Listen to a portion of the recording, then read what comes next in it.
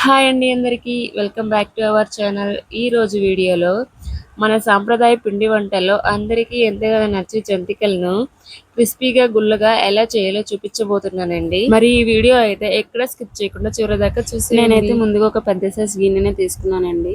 దీంట్లోనే ఒక అర కేజీ బియ్యం పిండిని కూడా వేసుకుంటున్నాను. అలానే దీంట్లో ఒక పావు కేజీ శనగపిండిని కూడా వేసుకోవాలండి. అలానే ఒక 1 టీ స్పూన్ వామును కూడా ఇలా క్రష్ చేసుకుని వేసుకోవాలండి. అలానే దీంట్లో టేస్ట్కి సరిపడా సాల్ట్ని కూడా యాడ్ చేసుకోవాలండి. అలానే దీంట్లో ఒక పావు టీ స్పూన్ పసుపుని కూడా యాడ్ చేసుకుంటున్నానండి. పసుపు వేసుకోవడం అనేది మీ ఆప్షనల్, మీకు నచ్చితే వేసుకోవచ్చు, లేదంటే స్కిప్ చేసేయచ్చు. అలానే దీంట్లో ఒక అర టీ స్పూన్ కారాన్ని కూడా వేసుకుంటున్నానండి.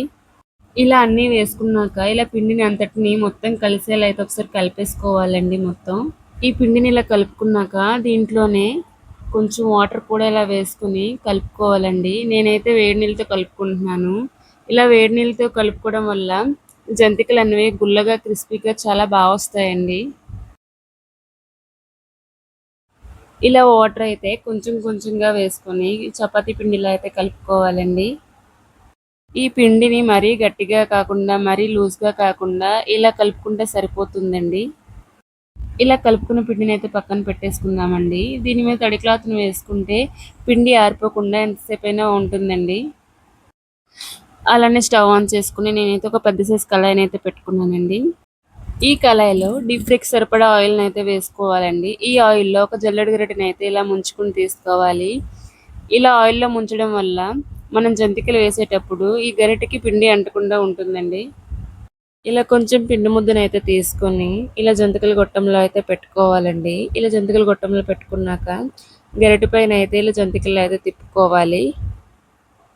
మీకు కావాలంటే జంతికలను ఆయిల్లో కూడా డైరెక్ట్గా వేసేసుకోవచ్చండి. ఇలా తిప్పుకున్న జంతికలను అయితే ఆయిల్ బాగా మరిగాక ఆయిల్లో అయితే ఒక్కొక్కటిగా వేసుకోవాలండి. ఇలా ఒకవైపు ఫ్రై అయ్యాక అయితే రెండో వైపు కూడా తిప్పుకుని ఫ్రై చేసుకోవాలండి. వీటిని లైట్ ఎల్లో కలర్ వచ్చే వరకు అయితే ఫ్రై చేయాలి బాగా. ఇలా జంతికలను అయితే రెండో వైపులా తిప్పి ఫ్రై చేసుకోవాలండి. ఒకే వైపు ఉంచేస్తే ఎక్కువ డీప్ ఫ్రై అయిపోతుంది.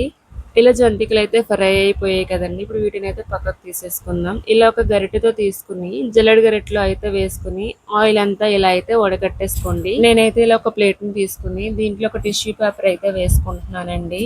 ఇలా టిష్యూ పేపర్ వేసుకున్నాక మనం ముందుగా చేసుకున్న జంతికలను కూడా వేసేసుకోవాలి.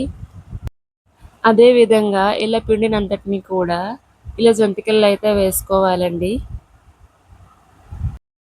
ఇలా అనేవి ఫ్రై అయిపోయాయండి. ఇప్పుడు వీటిని కూడా పక్కకు తీసేసుకుందాం. ఇలా టిష్యూ పేపర్లో జంతికలను వేసుకోవడం వల్ల ఏదైనా ఆయిల్ అది ఉంటే పీల్ చేసుకుంటుందండి.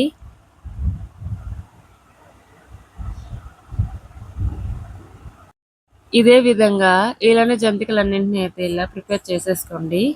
అంతేనండి, ఎంతో టేస్టీ కరకరలాడే జంతికలు అయితే రెడీ అయిపోయాయి. ఈ వీడియో కనుక మీకు నచ్చినట్లయితే లైక్ చేయండి, షేర్ చేయండి, అలాగే సబ్స్క్రైబ్ చేసుకోండి.